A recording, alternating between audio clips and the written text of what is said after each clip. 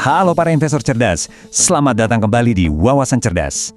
Oke, hari ini kita punya drama ekonomi high stakes yang baru aja kejadian, dan ini efeknya langsung terasa ke pasar kita di Indonesia. Sebuah keputusan yang mengejutkan baru saja mengubah total peta permainan investasi. Jadi intinya apa sih? Coba bayangin, ada awan gelap yang selama ini bikin kita was-was, tiba-tiba hilang begitu saja. Ancaman tarif raksasa dari Amerika Serikat sekarang lenyap. Nah, ini bukan sekedar berita politik biasa ya. Ini adalah perubahan fundamental yang bisa nentuin nasib saham-saham di portofolio Anda. Jadi, apa artinya? Yuk, kita masuk ke bagian paling krusialnya. Ancaman yang tadinya bisa melumpuhkan, sekarang berubah jadi keuntungan. Sederhananya, situasi yang tadinya menekan banget, sekarang malah jadi peluang emas buat Indonesia. Coba deh, lihat perbedaannya. Jomplang banget kan?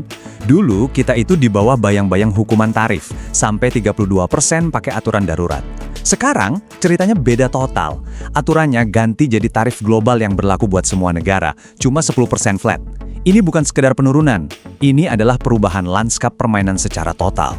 Nah, ini dia nih, angka yang bikin pasar kita deg-degan. Angka 32% inilah yang ibaratnya jadi pistol di kepala Indonesia pas negosiasi kesepakatan dagang RCEP. Dan sekarang, angka ini hilang, lenyap, udah nggak relevan lagi.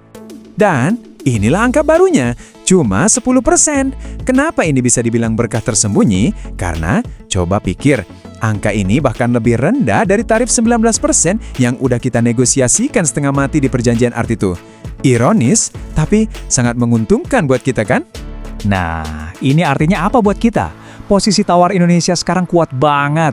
Perjanjian ARTE yang nilainya fantastis itu, untungnya belum diratifikasi. Jadi secara hukum belum mengikat. Logikanya kan sederhana ya. Buat apa kita setuju bayar tarif 19% kalau seluruh dunia cuma kena 10%? Ini momentum emas buat kita. Tentu kita penasaran, kok bisa sih ada keputusan yang sedramatis ini? Apa landasan hukumnya? Memahami kenapanya itu penting, supaya kita bisa antisipasi langkah Amerika selanjutnya. Dan ternyata, alasannya sangat fundamental. Kata Mahkamah Agung AS, yang punya hak buat narik pajak dan tarif itu cuma Kongres, bukan Presiden. Jadi kebijakan tarif yang kemarin itu dianggap melampaui wewenang eksekutif. Sesimpel itu. Jadi, gampangnya gini, undang-undang yang dipakai sebelumnya, IIPA, itu ibaratnya kita pakai bazooka buat buka kaleng biskuit. Salah alat, makanya dibatalin. Nah, alat yang baru, Section 122, ini memang alat yang benar untuk urusan dagang. Tapi, ada tapinya, ada timernya. Cuma berlaku 150 hari. Ingat ya, 150 hari. Angka ini krusial banget. Oke, sekarang kita masuk ke bagian yang paling juicy buat para investor fundamental. Di balik semua drama hukum ini, ternyata ada potensi durian runtuh. Sebuah keuntungan finansial yang nilainya luar biasa besar. Ini katalis tersembunyi yang wajib Anda tahu. Ya, Anda nggak salah lihat.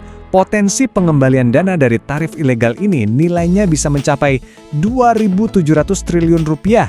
Coba kita resapi dulu angkanya. Gede banget kan? Jadi, uang sebanyak itu datang dari mana?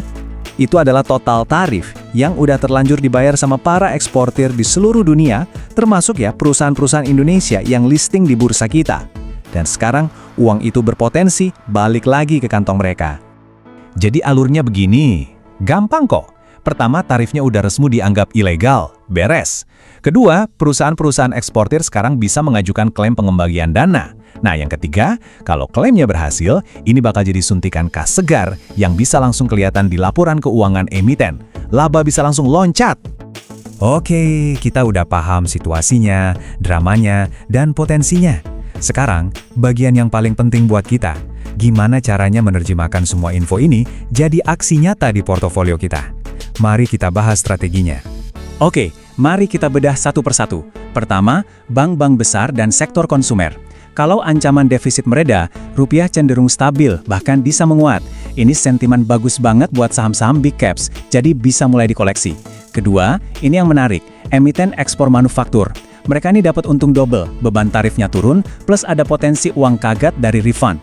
Nah, ini sektor yang wajib kita pantau ketat potensi kenaikannya. Terakhir, hati-hati sama distributor teknologi. Kalau perjanjian ART batal, insentif aturan TKDN yang mereka harapkan bisa ikut batal. Jadi, waspadai volatilitas di sektor ini. Tapi, ada satu strategi utama yang nggak boleh dilupakan. Siapkan amunisi kas. Jangan langsung all in ya. Ingat timer 150 hari tadi? Setelah itu, ketidakpastian politik bisa muncul lagi. Jadi cerdasnya adalah punya dana cadangan. Kalau nanti pasar goyang lagi, kita siap buat serok di harga bawah. Oke, sebagai rangkuman, ada 4 poin kunci yang harus kita pegang dari pembahasan kali ini. 1. Ancaman horor tarif 32% itu udah lewat. 2. Rejim baru yang tarifnya 10% ini sifatnya sementara. Ingat, ada timernya. 3. Ada potensi durian runtuh triliunan buat emiten ekspor. Dan 4. Untuk jangka pendek, ini jadi sentimen positif buat stabilitas rupiah dan IHSG. Keputusan Mahkamah Agung AS ini benar-benar memberikan ruang bernapas yang sangat berharga buat Indonesia. Pertanyaan besarnya sekarang adalah, dengan posisi tawar yang jauh lebih kuat, apakah Indonesia akan memanfaatkan momen ini untuk keluar dari kesepakatan dagang yang oleh banyak pihak dianggap sebagai jebakan geopolitik? Kita akan kupas tuntas soal klausul poison pill dan nasib kesepakatan 38,4 miliar dolar ini di segmen selanjutnya. Jadi jangan kemana-mana. Oke, selamat datang kembali. Kalau di pembahasan kita sebelumnya, kita udah ngomongin soal keputusan Mahkamah Agung AS yang, wah bener-bener kejutan dan bisa jadi durian runtuh buat para emiten di Indonesia. Sekarang kita bakal gali lebih dalam lagi.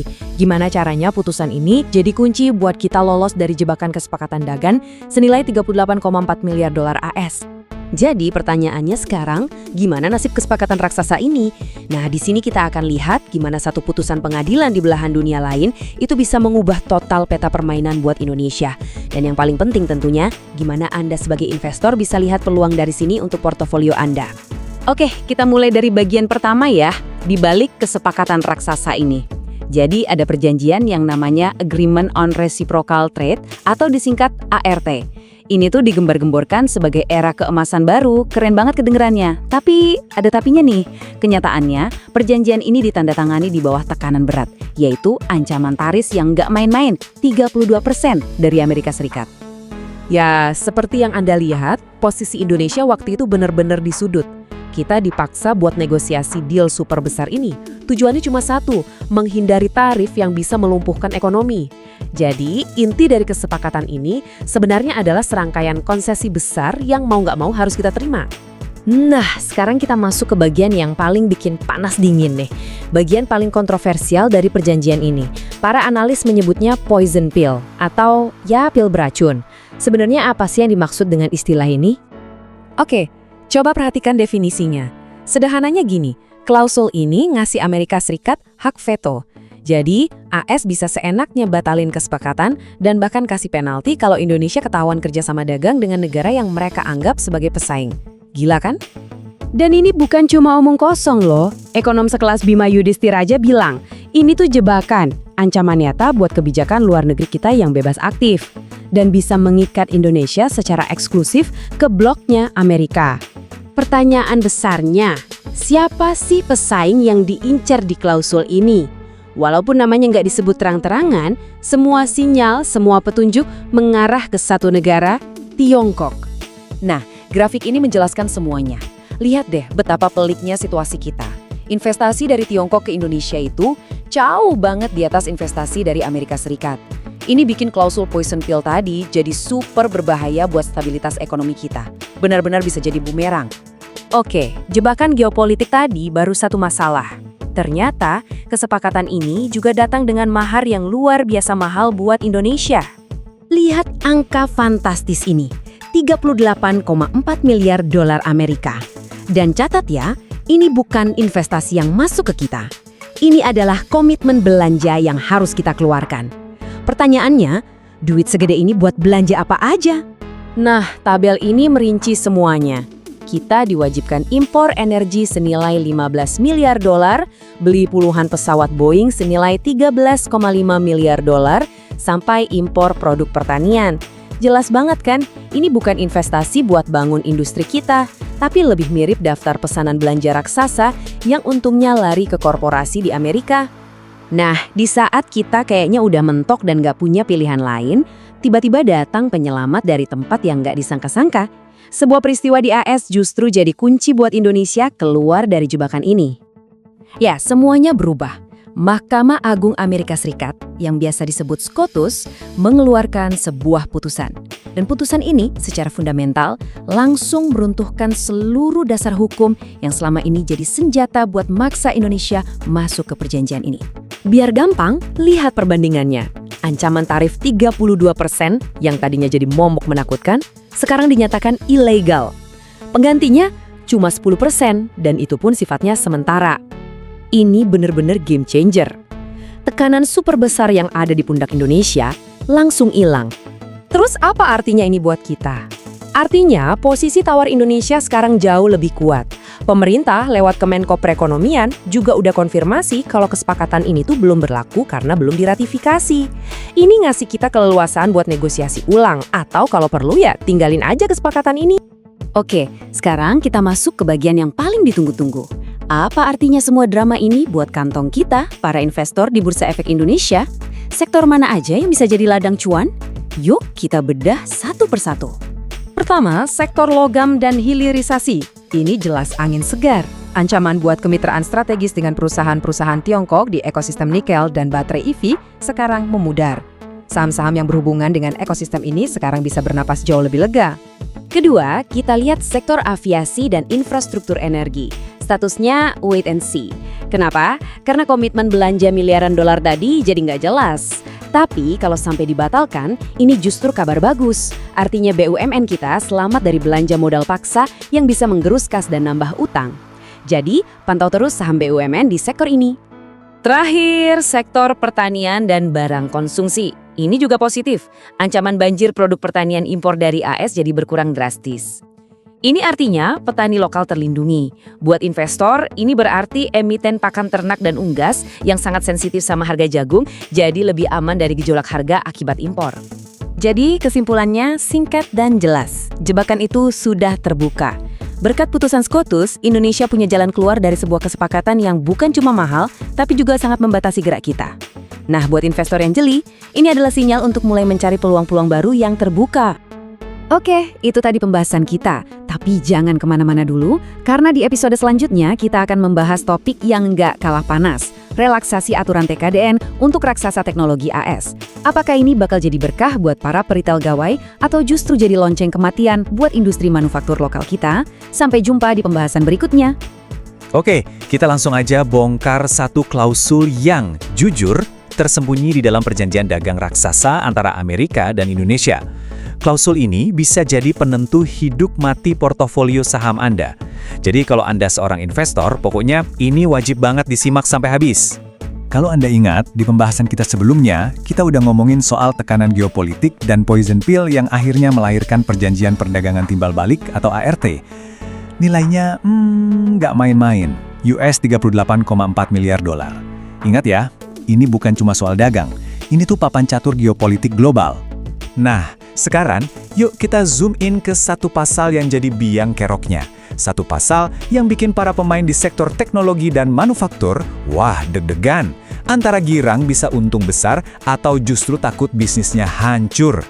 Kita mulai dari bagian pertama, soal karpet merah super mewah yang digelar khusus untuk raksasa-raksasa teknologi dari Amerika. Oke, sebelum lanjut, kita harus paham dulu apa itu TKDN. Gampangnya, TKDN atau Tingkat Komponen Dalam Negeri ini kayak satpam buat industri lokal kita. Aturan ini maksa perusahaan asing buat pakai sebagian komponen dari dalam negeri. Selama ini, ya begitu aturan mainnya. Nah, ini dia jantung dari perjanjian ART-nya.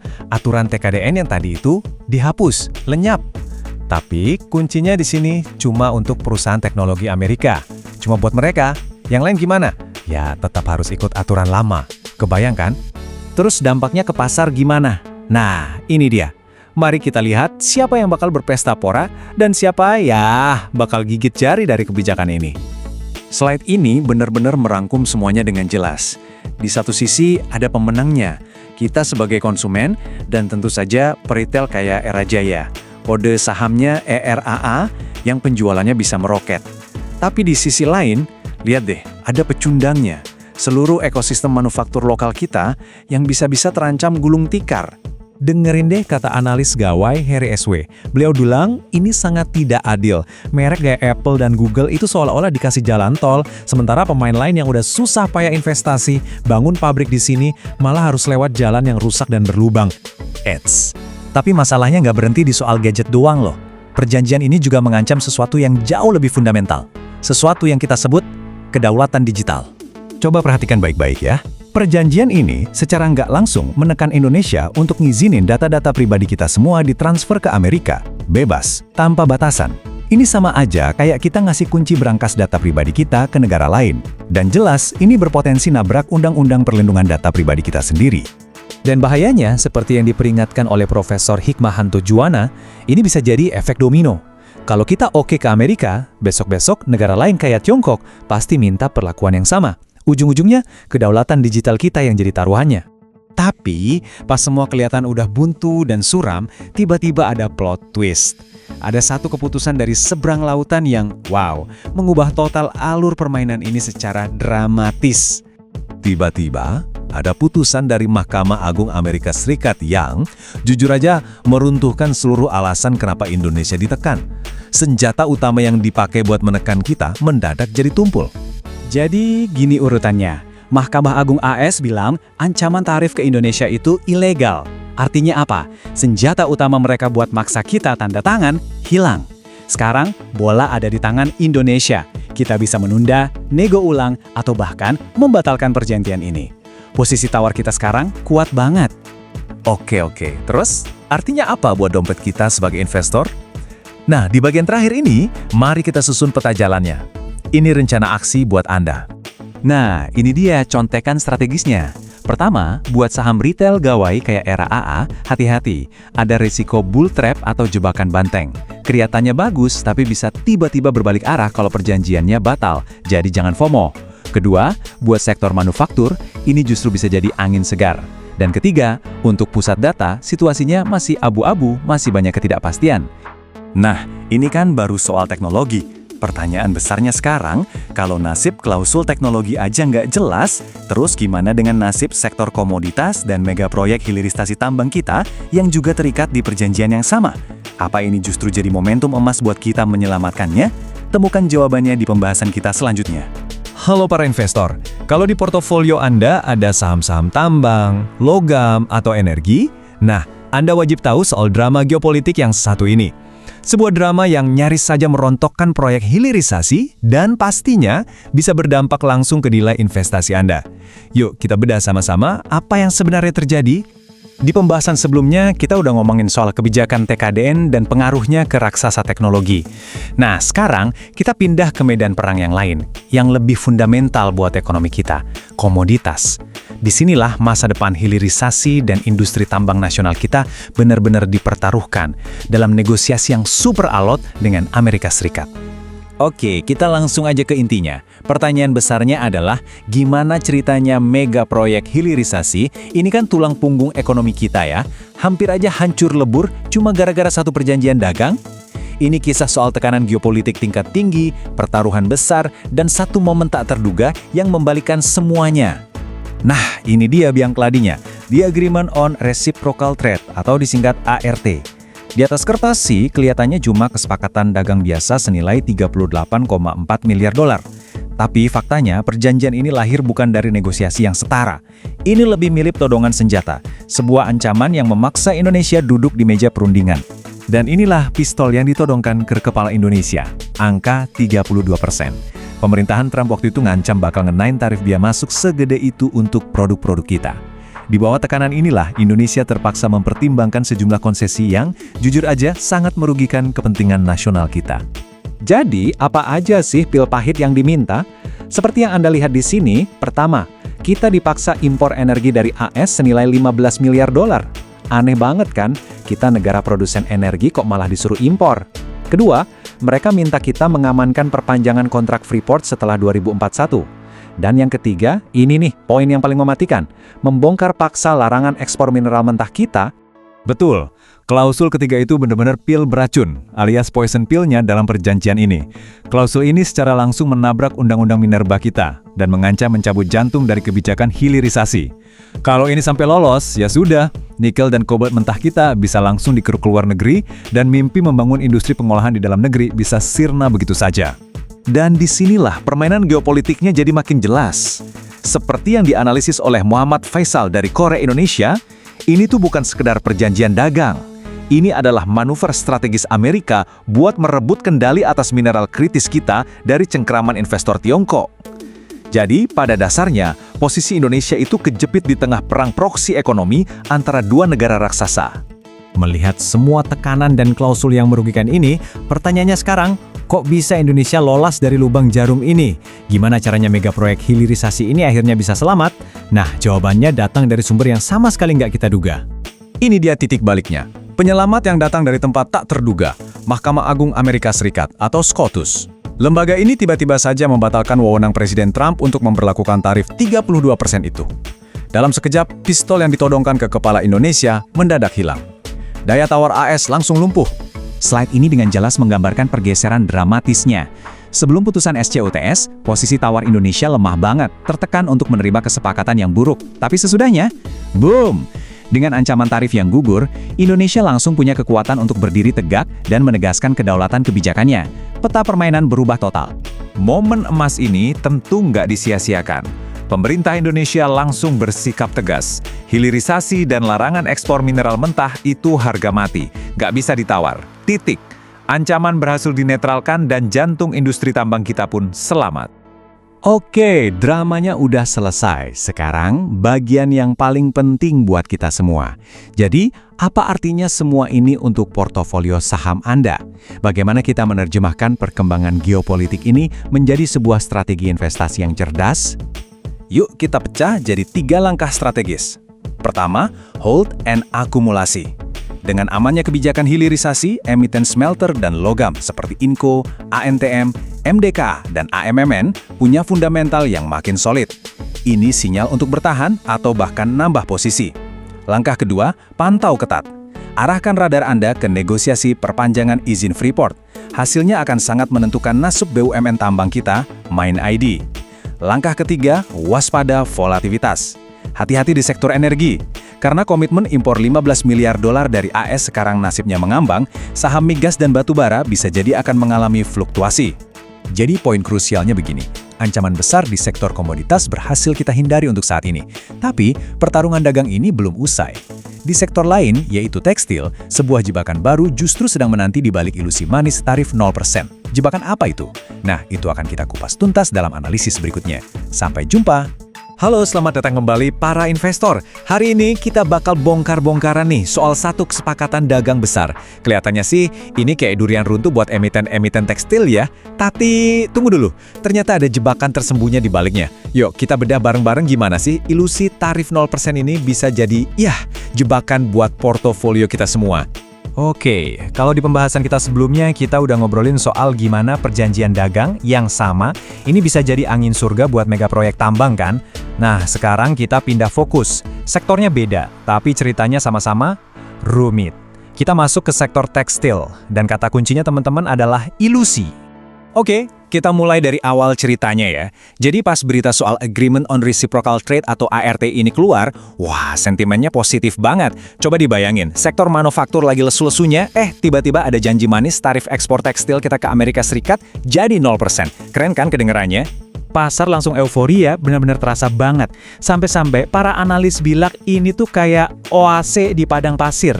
Ya gimana enggak, ini kan keuntungan gede banget. Produk kita bisa masuk pasar Amerika tanpa bea masuk sama sekali. 0. Padahal sektor lain bisa kena tarif sampai 19%. Reaksinya nggak pakai lama, langsung instan. Pemain-pemain besar di industri garmen kita langsung gerak cepat. Tiba-tiba ada penandatanganan MOU antara Dewan Kapasnya Amerika sama Asosiasi Pertekstilan Indonesia. Bahkan nih, emiten-emiten raksasa yang mungkin ada di portofolio Anda, kayak Penn Brothers, Busana Apparel Group, sama Dahyan Global, langsung ikutan komit. Kelihatannya sih, wah cerah banget masa depannya. Nah, disinilah ceritanya mulai ada belokannya. Sebagai investor yang cerdas, kita kan nggak bisa cuma telan headline-nya aja ya. Di balik angka 0% yang kinclong itu, ada mekanisme tersembunyi yang wajib kita bongkar. Namanya kuota tarif atau TRQ. Jadi, apa sih TRQ itu? Gampangnya gini deh, tarif 0% itu ada syarat dan ketentuannya. Gak berlaku buat selamanya dan sebanyak-banyaknya. Ada batas kuota volume ekspornya. Dan yang paling penting nih, ada syarat khusus yang ikutin di belakang. Jadi ini bukan makan siang gratis ya. Nah, di sini nih jebakannya mulai kelihatan jelas. Janjinya kan pintu ekspor kebuka lebar, tarifnya 0%. Tapi realitanya, untuk bisa masuk lewat pintu itu, produsen garmen kita wajib, hukumnya wajib, pakai bahan baku, dari kapas sampai benangnya yang diimpor dari Amerika. Jadi, ini bukan hadiah, ini barter. Seberapa besar sih kewajibannya? Coba lihat angka ini deh. Indonesia wajib impor minimal 163.000 metrik ton kapas dari Amerika setiap tahun. Itu angka yang nggak main-main loh. Ini komitmen raksasa yang benar-benar ngunci fleksibilitas produsen kita. Mereka jadi nggak bisa lagi cari-cari bahan baku yang lebih murah dari tempat lain, gitu. Lembaga Riset Ekonomi, Core Indonesia, malah ngomongin lebih belak-belakan lagi. Mereka bilang, pelepasan tarif ini pada dasarnya cuma ilusi belaka. Kenapa? Ya karena logikanya aneh. Di satu sisi, ekspor kita dibatasin pakai kuota dan syarat, di sisi lain kita malah disuruh buka keran impor gede-gedean buat kapas Amerika. Nggak seimbang kan? Ada metafora yang pas banget buat ngegambarin ini. Perjanjian ini tuh seolah-olah mengubah posisi industri garmen kita. Dari yang harusnya jadi mitra dagang setara, malah berisiko jadi tukang jahitnya Amerika. Kita cuma ngejahit doang, bahannya dari mereka. Jadi kita bergantung penuh sama pasokan kapas dari sana. Mau cari bahan baku yang lebih murah dari India atau Vietnam, lupakan, udah nggak bisa lagi. Oke, sekarang siap-siap. Kita masuk ke bagian paling seru dari cerita ini. Ada plot twist gede, bener-bener kayak di film. Datangnya dari mana? Dari Mahkamah Agung Amerika Serikat. Dan putusan mereka ini bener-bener meruntuhkan semua alasan kenapa kita harus nerima kesepakatan yang berat sebelah tadi. Coba kita bandingin ya, sebelum dan sesudah. Jadi, alasan utama Indonesia mau-mau aja nerima syarat impor kapas yang berat itu kan karena diancam tarif hukuman era Trump sebesar 32%. Gede banget itu. Nah, plot twist-nya adalah Mahkamah Agung AS bilang, tarif itu ilegal. Jadi, ancamannya sekarang hilang. Udah nggak ada lagi. Gantinya apa? Yang berlaku sekarang adalah tarif global biasa, yang jauh lebih wajar, cuma 10%. Nah, ini kan pertanyaan paling pentingnya, ya nggak? Kalau ancaman tarif 32% itu udah nggak ada, terus ngapain lagi industri kita terikat sama kewajiban beli kapas mahal dari Amerika? Padahal kita bisa ekspor dengan tarif normal 10% tanpa syarat macam-macam. Logika kesepakatan yang lama ini ya udah ambruk total. Oke, jadi situasinya berubah total. Sekarang pertanyaannya, so what? Buat kita sebagai investor, apa yang harus kita lakukan? Gimana cara kita nyusun ulang strategi? Nah, kita masuk ke bagian yang paling penting nih. Peta baru buat investor tekstil setelah ada putusan MA ini. Ada 4 poin penting yang perlu kita catat. 1. Waspada sama yang namanya bull trap. Jangan gampang kejebak euforia berita tarif 0%. Kenapa? Karena perjanjian ini kemungkinan besar bakal dinegosiasi ulang. 2. Fokus ke margin laba, ke COGS-nya. Kalaupun perjanjian ini nekat dilanjutin, lihat deh, kewajiban beli kapas mahal dari AS itu bisa makan profit emiten. 3. Justru skenario yang paling bagus sekarang itu adalah tarif normal 10%. Jadi tugas kita adalah cari emiten yang orientasinya ekspor, tapi rasio utangnya atau DR-nya sehat. Mereka yang paling siap diuntungkan. Dan terakhir, yang keempat, siap-siap antisipasi dana kaget. Bisa jadi ada refund atau pengembalian biaya masuk yang udah terlanjur dibayar. Ini bisa jadi suntikan kas segar buat emiten. Jadi saya mau tinggalin satu pertanyaan buat bahan pemikiran ya. Sekarang dengan ancaman tarif gede itu udah nggak ada, dan jalan menuju perdagangan yang lebih normal udah kebuka, kira-kira emiten mana nih yang bakal jadi pemenangnya? Yang neraca keuangannya paling kuat, yang rantai pasoknya paling fleksibel? Nah, itu dia PR kita bareng-bareng sebagai investor. Oke, dan sebelum kita tutup, penting banget buat saya sampaikan ya, semua pembahasan kita hari ini sifatnya murni informasi dan analisis, bukan ajakan buat beli atau jual saham apapun. Ingat ya, setiap keputusan investasi itu adalah tanggung jawab Anda masing-masing. Terima kasih banyak sudah menyimak.